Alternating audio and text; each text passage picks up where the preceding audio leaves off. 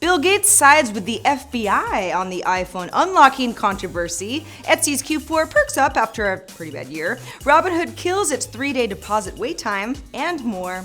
It's Tuesday, February 23rd, and this is Crunch Report, presented by Toyota.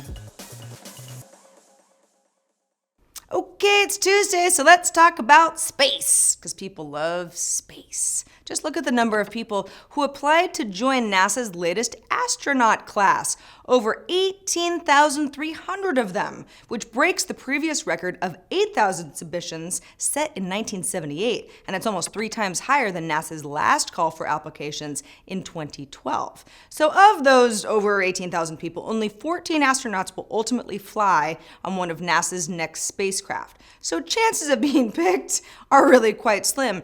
But the requirements aren't as daunting as you might think. So as long as you're a US citizen and have a degree in science, technology, engineering, or mathematics, STEM fields, and have 3 years of work-related experience, there are no specific age requirements otherwise. Now, if you have a master's degree, that counts as 1 year of work experience, or a doctoral degree is equivalent to the whole 3 years. Or if you're already a pilot and you've flown 1,000 hours of pilot-in-command time in a jet aircraft, you're also a contender.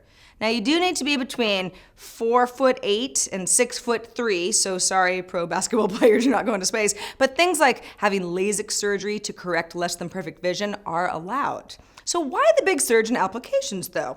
Well, probably a few things. The National Science Foundation reported that the number of bachelor degrees awarded in engineering and natural sciences went from 241,000 in 2000 to 355,000 in 2012. So it's on the rise. And then there's companies like SpaceX and Blue Origin and Virgin Galactic that have made the concept of so-called average citizens with a lot of money becoming astronauts more of a reality than ever. NASA also does a lot of outreach, has one of the most followed accounts on Twitter with almost 15 million followers, so kind of popular in the social circles. Now, as for that final Fab 14, by May 2017, finalists will be chosen, and then NASA will officially announce the newest astronaut class to the public. Thank God it's not me. Don't like space. Bill Gates has thrown his opinion into the ring over this whole Apple versus the FBI situation, and his opinion may surprise you. Gates said that Apple should unlock the phone of the San Bernardino shooter. In an interview with the Financial Times, the Microsoft founder echoed the Justice Department's stance that this is a one-off case, and that the FBI isn't really asking for a general unlocking tool, just the one. Gates explained, "It is no different than should anybody ever have been able to tell the phone company to get information? Should anybody be able to get at bank records? Let's say the bank had tied a ribbon around the disk drive and said, 'Don't make me cut this ribbon because you'll make me cut it many times.'" Okay. Executives at Google and Facebook and really a lot of Silicon Valley have already thrown support behind Apple and praised Tim Cook's hardline stance against opening this particular iPhone.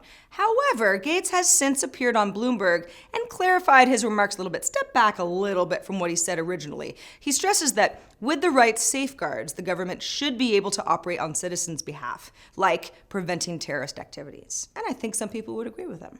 2015 really wasn't a great year for a lot of companies, particularly Etsy, but Etsy's fourth quarter has rebounded a bit. Today, the company reported results for Q4 with $87.9 million in revenue, which beat analysts' expectations, and a loss of 4 cents per share. The company's gross margin sales rose 21.3% to $741.5 million from $611.5 million in the fourth quarter of 2014. So on the rise there. Etsy shares were up about 13% in after-hours trading after slumping 7% before the report came out. Now, Etsy is nothing without active sellers, right? And the latest numbers are 1.6 million of them, which is up from 1.5 million in the previous quarter. The company also grew from 22.6 million active buyers to 24 million quarter over quarter. Now, Etsy is still trading well below its IPO price. It was as high as 30 at one point, and it's down like 8 now. But we've mentioned on Crunch Report before that 2015 was a bad year for a lot of public companies. Etsy has seen the inevitable trend of users shifting to mobile as well, which now accounts for 61% of the company's overall visits and 44% of gross margin sales coming from mobile devices. Zero-fee stock trading app Robinhood used to make you wait 3 days before the money you deposited appeared in your account, and that was a little bit annoying for people who kind of like to trade on the fly. Today, the company launched Robinhood Instant, which lets users borrow up to $1,000 to trade with before their own deposit clears, and then trade with any proceeds of stock sales that they're owed but haven't transferred yet. So it's just kind of like a get started right away thing. Here's the catch though. In order to take advantage of this nice convenience perk, you have to get your friends to sign up for the app. Now, a lot of us hate this sort of thing because it feels spammy, but I also know it's a smart way to get a bunch of people to sign up at once.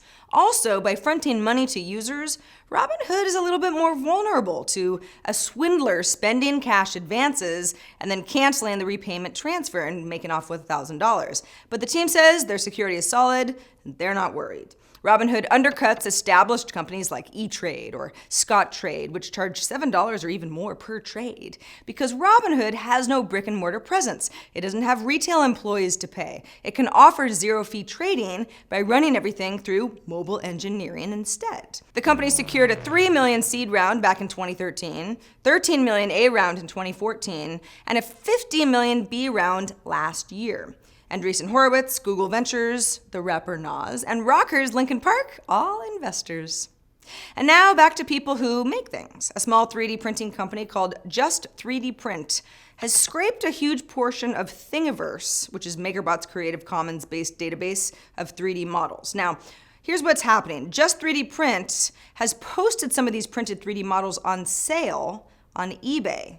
And that's a problem because printing free models, either at home or via a service, is kind of normal, but making money from models that you got for free is not really cool without the right licensing and definitely permission.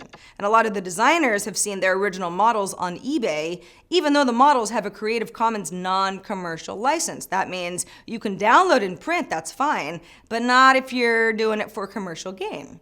Now, if you're a maker and you want to make money, you can do that. You can license your products commercially or upload them to a service like Shapeways, but many designers feel that Just 3D Print stole their designs and their images to make money on what was supposed to be non-commercial property and kind of fun, designy, sharey, 3D printing stuff. It puts the whole concept of Creative Commons into question, doesn't it?